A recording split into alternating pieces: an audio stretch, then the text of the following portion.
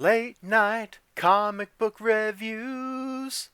Alright, so this past Wednesday I picked up this X-Men book, and I don't remember the Executioner's Song storyline at all. So this was like I was reading a brand new book, picked it up fresh off the newsstand. I guess when you haven't read something in 30 years or whatever, it's brand new when you get back to it.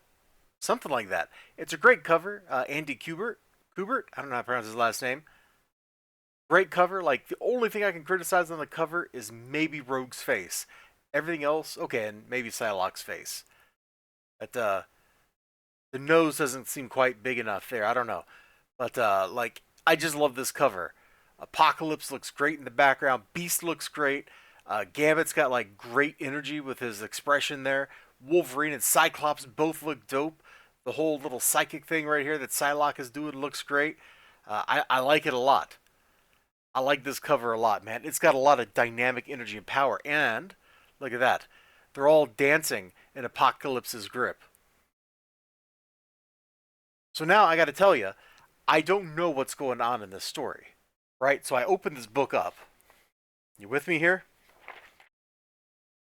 I opened the book up. Oh man, a Charleston Chew. I have not had a Charleston Chew in ages. Do they even make those anymore?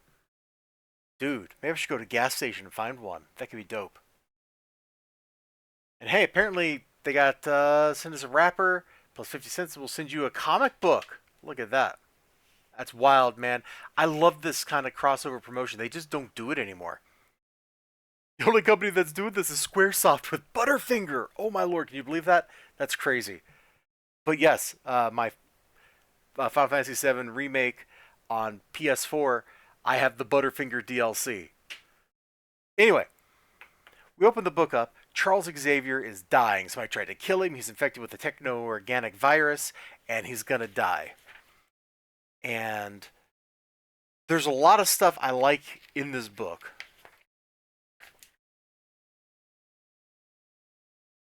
Seeing the whole team together here, they look great, man. They look great. The only one who doesn't look great is Strong Guy. But hey, that's probably just a me thing, you know? Storm's face looks great here. I really like most of the art in this book. There are places where things are maybe a little too angular, and they kind of suffer because of that. But those places, they're rare. They don't stand out, and maybe more importantly, the book's just like, yo, how would you like some incredible energy? Like, I'm not even sure this anatomy makes sense. The shoulder here looks way too far forward or something. I don't know. Something is like twisted in a weird way there, and I'm not sure what it is. And frankly, I don't care all that much because Bishop whipping out his little shotgun energy blaster gun thing looks pretty darn cool. Also up here, great facial expression. Like, there's just lots of stuff in this book that's pretty to look at. So, yeah, Xavier's dying. We got Mr. Sinister somewhere in here doing Mr. Sinister stuff. Oh, yeah, see, there he is. He's got like some whatever. We got some bad guys delivering stuff to him. They get in a plane crash of all things. Apocalypse wakes up. Apparently, Mr. Apocalypse has been, where's that at? He's been in one of his regeneration cycles, and that is a great little, like, I think the thing that would have made it better is if his head had just stayed down and he didn't turn his head to look at his homeboys that are resurrecting him. Like, I think that would have been a much more powerful Apocalypse moment.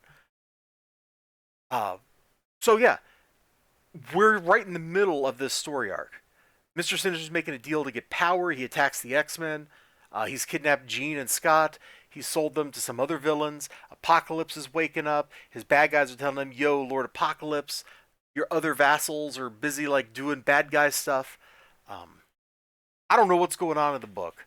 And frankly, what this did is it made me want to go read the previous issues and it made me want to read the next issue.